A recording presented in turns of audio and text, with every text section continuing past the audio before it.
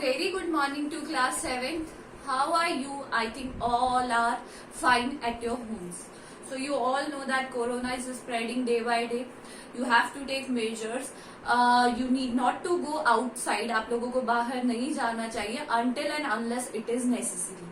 अगर जरूरी नहीं है तो you need not to go outside, right? So this is the basic information. Now today in this class we are going to continue our second chapter because second chapter बहुत ही ज्यादा lengthy है. That is a gift of chappals. इसमें हमने we have done page 21. हमने part 1 जो इसका था वो हमने पूरा इसको finish कर लिया था और हमने ये पढ़ा था कि that a small girl named Mridu, she lived with her grandfather and grandmother Tata and Tapi and Tata and Thati. और she went to meet her aunt and his cousins Lali, Meena and Ravi. वो उन लोगों से मिलने जाती है and one day what they found, उन्हें क्या पता चल, एंड जैसे ही वो वहां जाती है तो वो जब जैसे ही एंटर होती है तो गेट पर वो देखती है कि किसी की बड़ी बड़ी there big sleepers line there, वहां पे बड़ी बड़ी कुछ स्लीपर्स रखी हैं and they were covered with dust. Dust के कारण बहुत गंदी हो रही है. उनके ऊपर जो हमारे पैरों के निशान होते हैं वो बिल्कुल इम्प्रिंट थे डस्ट के कारण, राइट. देन जो रवि उसका कजन होता है वो पुश करके उसको अंदर ले जाता है पीछे बैक यार्ड में, बाहर पीछे के आंगन में. वहां जाकर उन्हें पता चलता है कि उसके जो कजन्स है उन्होंने पीछे की साइड में एक कैट को छुपा रखा है. किसको छुपा रखा है? कैट को छुपा रखा है फ्रॉम द रुकुमनी, उनकी जो दादी थी उनसे, क्योंकि उन्हें पता था कि उनकी जो दादी है वो अलाउ नहीं करेंगे किसी भी तरीके की कैट के लिए. सो दे हाइड इट फ्रॉम हर, उससे छुपा रखा था. और फिर उन्हें बाद में पता चलता है कि उसका नाम क्या रखा है रवि ने, महेंद्रन, जो कि पल्लवा किंग की को ही डिसेंडेंट है. पल्लवा जो डायनेस्टी थी, पल्लवा डायनेस्टी आपने हिस्ट्री में पढ़ा होगा, नहीं होगा तो आगे पढ़ लेंगे. उनकी एक डिसेंडेंट है जो कि शिप्स में बैठकर यहाँ आ गई थी. तो उसके कारण ये जो लॉजिक था, इसलिए उसने उसका नाम क्या रखा, महेंद्र पल्लवा पूने. उन्होंने उसका नाम महेंद्र वर्मा पूने रखा और शॉर्ट फॉर्म में क्या रखा उसका नाम, MP पूने. तो जो मृदु थी, शी स्टार्टेड लाफिंग बिकॉज ऐसा आज तक जो कैट्स होते हैं या जो पैट्स होते हैं उनके बहुत ही क्यूट नेम होते हैं, बट यहाँ पर तो उसका कुछ अलग ही नाम था. It was a real name, जैसे आपके नाम होते हैं, हमारे नाम होते हैं, हम सबके नाम होते हैं. And they were discussing about it. वो लोग वहां पर उसके बारे में डिस्कस ही कर रहे थे. सडनली उन्हें एक अजीब सी आवाज आई, बहुत अजीब सी. तो मृदु आस्क्ड इट कि कैसी आवाज है. मृदु ने पूछा रवि से कि ये इतनी अजीब सी आवाज किसकी है. तो व्हाट रवि सेड, रवि ने कहा कि जो लाली है वो क्या करना सीख रही है, लल्ली है. वैसे बेसिकली लल्ली बोलेंगे but we will pronounce it Lali. And वो लाली वॉज लर्निंग वायलिन. और जो उसके मास्टर है वो ऐसा लगता है कि ट्रेन जो चलती रहती है ना, ट्रेन ट्रैक पे, उस तरीके से बजाते हैं. और वो जो लाली है वो of track he, D railing, हमेशा ऑफ ट्रैक ही बजाती है, मतलब बहुत खराब बजाती है. She would never learn a thing. ये हमने हमारी प्रीवियस क्लास में पार्ट 1 में पढ़ लिया था. I hope you have understood it very well. And today we are going to start with page 21 part 2. Page 21 से स्टार्ट करेंगे पार्ट 2. मृदु crept up to the window. Crept up होता है क्रीप करके जाना, जैसे क्रीपर्स रेप्टाइल जाते हैं, तो वो झुकते हुए छुपाते हुए उस पर चढ़ने लगी. Lali was sitting at a listed. हम लोग हार्ड वर्ड्स भी साथ साथ करते जाएंगे. तो सबसे पहला वर्ड है Lali was sitting in a little distance away awkwardly holding her violin and bow string. उसने देखा कि लाली थोड़ा दूर बैठी है एंड ऑकवर्डली, बहुत अजीब से तरीके से उसने क्या पकड़ा हुआ है, वायलिन और बो स्ट्रिंग होता है जिससे बजाया जाता है. वायलिन आपने देखा होगा, if you haven't seen that picture, in picture this is given, this is violin and this is बो स्ट्रिंग. ये बो स्ट्रिंग है. हर एल्बोज जूटिंग आउट. एल्बोज जूटिंग आउट होता है इस तरीके से, क्योंकि देवर आई विल टेल यू, इस तरीके से किसी चीज को बजाते हैं तो एल्बो यहां से निकलती है. This is jutting out. like this.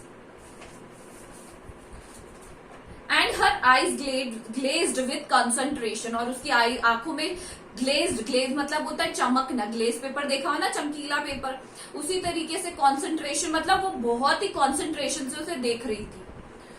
In front of her, with most of his back of the window, was the bony figure of the music master. Bony figure मतलब पतला सा, बोनी हड्डियों का ढांचा कहेंगे bony figure को. जो उसके म्यूजिक मास्टर थे वो खिड़की के जस्ट नीचे बैठे थे, and he was a bony figure. बहुत ही सूखे, मतलब सूखे हुए तो नहीं, हड्डियों के ढांचे कहेंगे. He had a mostly bald head with a fringe of oiled black hair falling around his ears and an old-fashioned tuft. तो उन्होंने कहा कि उसके सिर्फ बाल कहाँ पे थे, सिर्फ बार ही थे, मतलब बीच में से पूरा बॉल्ड यानी गंजे थे, और उनके जो कान में से ऑयल्ड, बिल्कुल ब्लैक हेयर, ऑयल तेल लगा हुआ, और वो सिर्फ कानों के नीचे लाया कर रहे थे. That's it. A gold chain gleamed around his leathery neck, और जो उसकी गले में क्या थी, एक गोल्ड चेन थी सोने की, लीदरी मतलब हर पतली सी नेक में, and a diamond ring glittered on his hand, और उसके हाथ में थी एक diamond ring. As it glided up down the stem of the violin, जैसे वो बजा रहा था बार बार, तो उसके हाथों में दिखाई दे रही थी. A large foot stuck out from the beneath his gold bordered veshti edge, और उसके हाथों में फुट में क्या थी, beneath stuck एक पैर निकला हुआ था. वेष्टी होता है बनियान, वेष्टी क्या होता है, बनियान.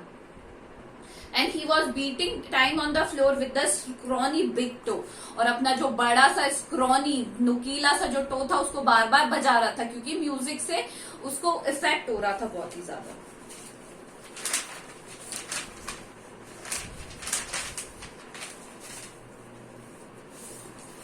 He played a few notes, उसने कुछ नोट बजाए. Lali stumbled behind him on her violin. Stumbled मतलब होता है गिरते पड़ते, उसको फॉलो कर रही थी वो. Which looked quite helpless and unhappy in her hands. और ऐसा लग रहा था कि वो बहुत ही ज्यादा बुरा बजा रही है वायलिन को. What a difference, क्या डिफरेंस है ये, कितना अंतर है. The music master note seemed a float up. ऐसा लग रहा है हवा में तैर रहे हैं, इतना अच्छा बजा रहे हैं music master. And settle perfectly into the invisible tracks of the melody. जो इनविजिबल जो ट्रैक दिखाई नहीं देता, म्यूजिक को हम देख नहीं सकते, बस हम उसे महसूस कर सकते हैं, सुन सकते हैं, जो कि हमारे कानों को क्या आता है, पसंद आता है. It was like a wheels of train fitting smoothly into the reins. ऐसा लग रहा था कि जो रेल के पहिए हैं, जो कि बहुत आराम से ट्रेन कहाँ जा रही है, पटरी पर जा रही है. And whizzing along as Ravi said, और whizzing मतलब जो रेल के जो उसकी पहियों की आवाज आती है, रेल के जो पहियों की आवाज आती है ना, ऐसा इतना मधुर बजा रही थी वो. मृदु stared at that huge bee-ringed hand moving effortlessly up the violin stems making lovely music. और मृदु ने देखा कि वो किस तरीके से बिना effortlessly बजाए जा रहे और इतना अच्छा बजा रही है. Squawk, there was Lalli derailing again, और फिर आवाज आई लल्ली के वापस ऑफ ट्रैक होने की, यानी लल्ली बहुत ही ज्यादा खराब बजा रही थी. अम्मा came a wail from the gate. अम्मा ओ अम्मा मतलब अम्मा की आवाज आने लगी गेट से, कोई पुकार रहा था, वेल कर रहा था मतलब पुकार रहा था गेट से. Ravi sent that beggar away, cried his mother from the back veranda where she was chatting with Tapi. Ravi उनकी जो मदर थी रुकुमनी, उन्होंने आवाज लगाई पीछे से कि जो बैगर है इसे भगा दो गेट से. She was chatting with the टापी इन द वरांडा, बाहर वरांडा में पीछे दे वर चैटिंग, बातें कर रहे थे. चैटिंग करना मतलब फोन वाला चैटिंग नहीं, बात करना. He has been coming here every day for the past week. Past week मतलब होता है जो गुजर गया जो वीक, मतलब यहाँ पर रोज आता है ये past week, पिछले वीक से. And it is time he found another house to beg from. The party explained to Tapi. Party ने बताया तापी को कि ये यहाँ रोज आ जाता है, पिछले हफ्ते से यहाँ रोज आ रहा है. अब इसको मैं यहाँ से भीख नहीं दूंगी, इसको कोई ना कोई अलग दूसरा घर ढूंढना ही पड़ेगा. और उन्होंने पार्टी ने ये एक्सप्लेन किया तापी को.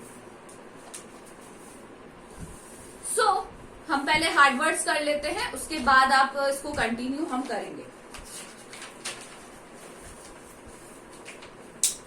First is your crept, awkwardly,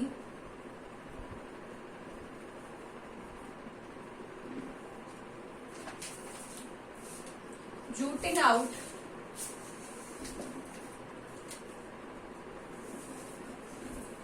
bowstring,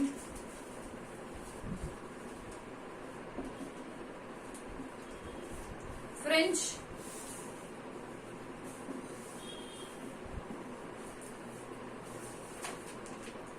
leathery,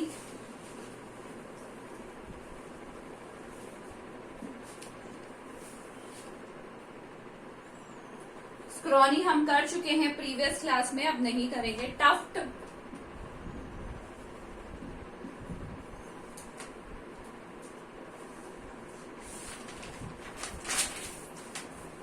stumbled,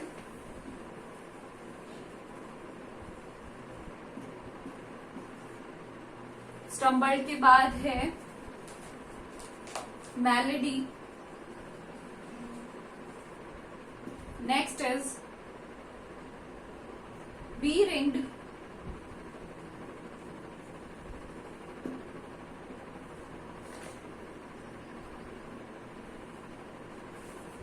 स्क्वैक,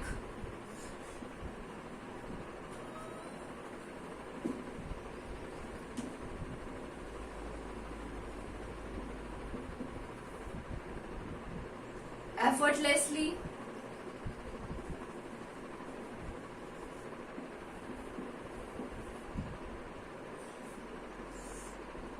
wail, helpless,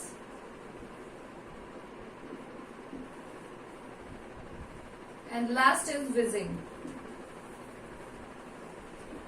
So what you have to do, you have to do all these hard words in your copies with the English and Hindi meaning in your copies. Fine. So this is all for today. Thank you.